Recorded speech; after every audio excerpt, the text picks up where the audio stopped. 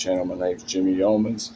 Tonight I want to do a quick video, and I'm going to do 4 scriptures, okay, that tie the line into our life today, okay? The line, yeah, roar. The devil roams like a roaring lion. Remember that scripture, okay? That's another one. But the first one I'm going to go to is going to be in Leviticus chapter 26, okay? I'm going to flip this thing around and we're going to try to do this. All right, Leviticus chapter 26. Now, if you look down here in the blessings, okay, God says that He will rid the animal or rid the land of the wild animals. Okay, it's right here. It says, "I will give peace in the land, and you shall lie down, and no one will make you afraid. I will rid the land of evil beasts." Okay, now if you turn over just one page, this is where he says, "I will send." Okay, he says, "If you don't do what I say, I will also send wild animals, beasts among you." Okay, that's Leviticus. Now we're going to go over to Jeremiah. This is the second one. Now he says wild beast right there, but in Jeremiah he actually lists the animals. Okay, Jeremiah chapter 5. He lists the wild animals that he's going to send. Okay. And the reason why he does this is because the people have been conformed to the world, and the ones that don't have the money enough to know about God, people to teach them and care about them, okay, they don't know God. They don't know that God is punishing them, all right, and they don't know that they'll be sent to hell, okay. And the ones that do know, the ones that have the money, they aren't, they done broke the yoke, and now they're doing their own thing, okay. And it says it right here. All right, it says right there, starting right there, it says, "I will go to the great men and speak to them." No, let's go back up to, "Therefore I said, surely these are the poor, they are foolish, for they do not know the way of the Lord, the judgment of their God." He says, okay, so there it is. And then it says, "So I will go to the great men and speak to them, for they have known the way of the Lord, the judgment of their God. But these are altogether broken the yoke and burst the bonds. Therefore a lion from the forest shall slay them." That's as far as we need to go, okay? That's what I just told you. All right.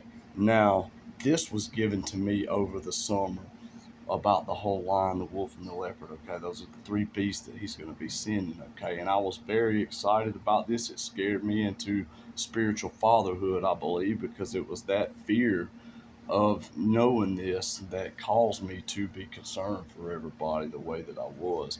All right, now we're going to go to Kings. All right, now this is the death of the man of God. Okay, now this was given to me at a completely different time. Okay, and it was a scripture and revealed to me about obedience. Okay, and it says right here, it says, "The message of the man of God." Okay, and it says right there, "This is a sign which the Lord has spoken. Surely the altar has split." So he's calling out prophecies about Jesus. All right, way before Jesus was ever born. So it shows that he was very, very close to God. Okay, and when he went to preaching about this, when the king went to lock him up, his hand withered, showing that God was there protecting him. All right. But right down here it says that the Lord told him, "Don't go back the way you came, period. You can't eat, drink, or anything like that." All right. And then it says down here that a prophet like him, okay, he said, "Come with me," and he said, "I cannot return with you, nor eat, nor, do the bread." So he told the guy he couldn't do it, all right. But the guy lied to him. All right up under that, you see, he was lying to him, told him he was a prophet too, okay, and that God said it was all right.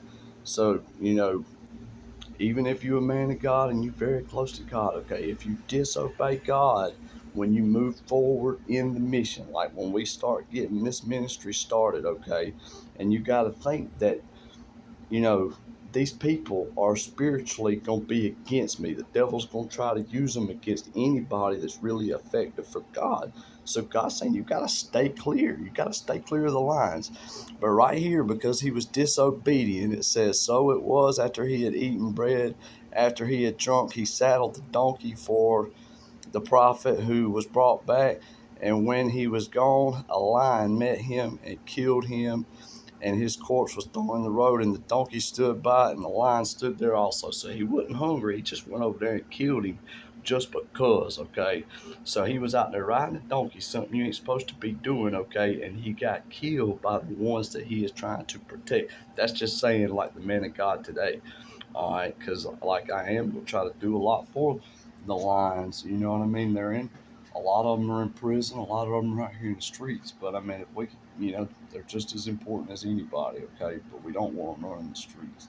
All right, and the last one, okay, comes from Chronicles. All right, now this is if we do like we're supposed to do. This is one of Joab. This is one of David's mighty men. Okay, and God's saying right here that if you'll get a group of men together and be doing what I'm asking you to do, okay, when the time comes up for you to slay that lion, instead of the lion killing you, I'll give you, okay, the strength. Okay, it says, he was the son of a valiant man who had done many good deeds. All right, he's been doing good deeds. He's a part of the mighty men of David. Okay, they were all doing God's work. He said he killed 2 lion-like heroes. Another one of those is called Ares, or it's something. It's the highest value, the highest soldiers of that crew. Okay, of that tribe. That's who he went. Ariels.